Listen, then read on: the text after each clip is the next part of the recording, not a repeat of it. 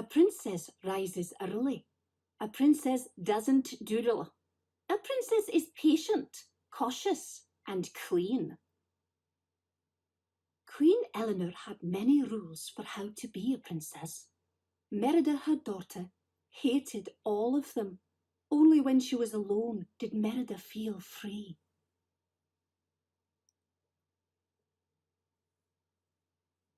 Since Merida would be queen one day, and she was old enough to marry, Queen Eleanor felt it was time to find her a husband. Marriage? Merida wailed. Queen Eleanor and King Fergus invited the oldest sons of 3 lords to compete in the royal games. The winner would marry Merida. There was young Mackintosh, young MacGuffin, and wee Dingwall. Merida did not want to marry any of them, so she won the royal games herself. Queen Eleanor was furious. Merida was angry too. She was tired of always having to do what her mother wanted. Merida lost her temper.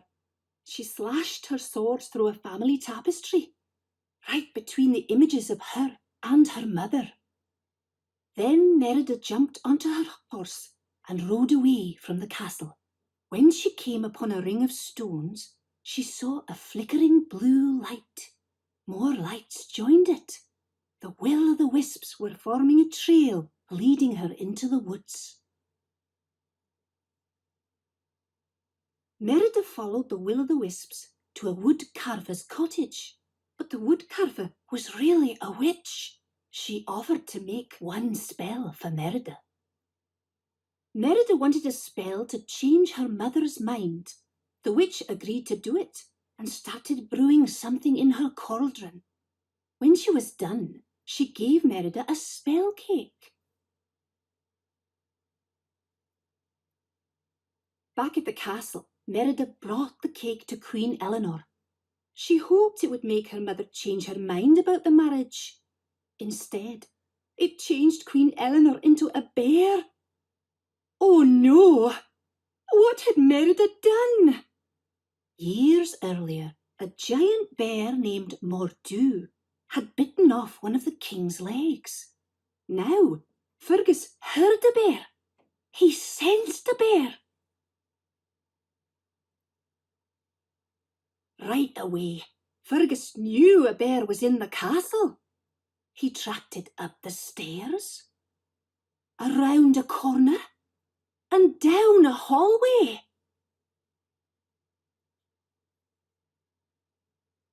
Merida's mother was a bear.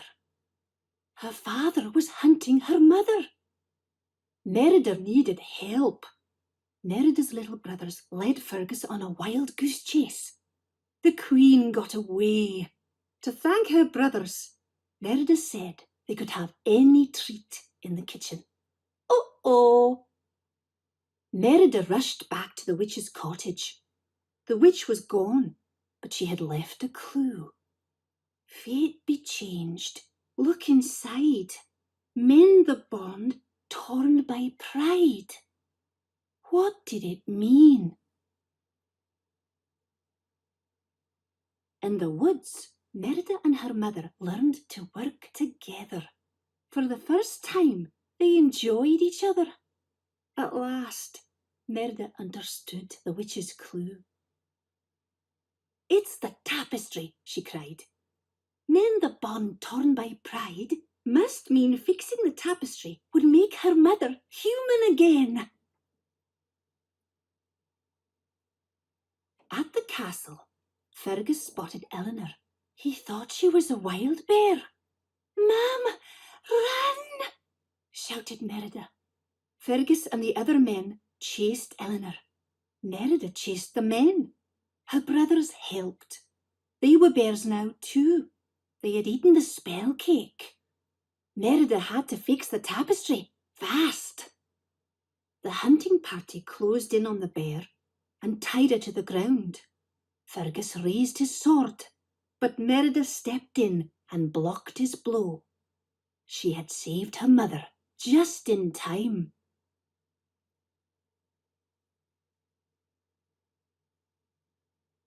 Suddenly, Mordu appeared.